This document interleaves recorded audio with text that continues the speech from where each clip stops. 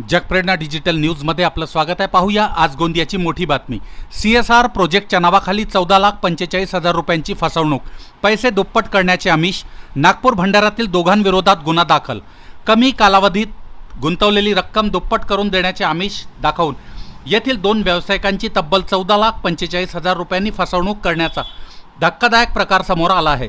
CSR प्रोजेक्टमध्ये गुंतवणूक केल्यास मोठा नफा मिळेल असे सांगून आरोपींनी विश्वास संपादन करून सन 2024 मध्ये हा खेळ खेळला आहे। तक्रारदार मोहम्मद इरशाद मोहम्मद अमीर कंडुरेवाला, वय 36 वर्ष, राहणार राणी लक्ष्मीबाई वार्ड, गोंदिया, हा तरुण अग्रसेन भवन परिसरात रंजन बीडी नावाचा कारखाना चालवतो।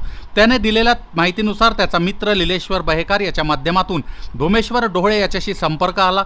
डोहळे यांनी त्याचा मित्र जितेंद्र शालिकराम धपाडे याची ओळख करून दिली। धपाडे हा CSR प्रोजेक्टशी संबंधित असून त्याच्या माध्यमातून 2 ते 3 महिन्यात पैसे दुप्पट होतात असे सांगण्यात आले।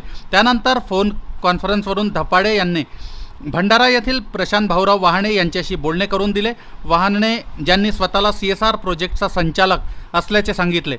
केतन राजेंद्र शाह हा फंड प्रोजेक्ट मॅनेजर असल्याचे सांगून गुंतवणूक सुरक्षित असून अल्पावधीतच मोठा परतावा मिळेल असा विश्वास व्यक्त केला।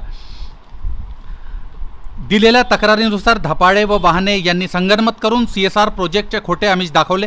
प्रत्यक्षात अशा प्रकारचा कोणताही प्रोजेक्ट अस्तित्वात नसताना गुंतवणूक करून घेतली। तसेच पैसे परत देण्याच्या नावाखाली खोटे आश्वासन, बनावट व्यवहार आणि बाउन्स धनादेश देऊन विश्वासघात केला। या प्रकरणी तक्रारदारांनी शहर पोलिसात भारतीय न्याय संहिता कलम 318(4)(3)(5) अन्वये गुन्हा दाखल केला आहे व तपास सहाय्यक फौजदार कौपाल सिंग भाटिया करीत आहेत।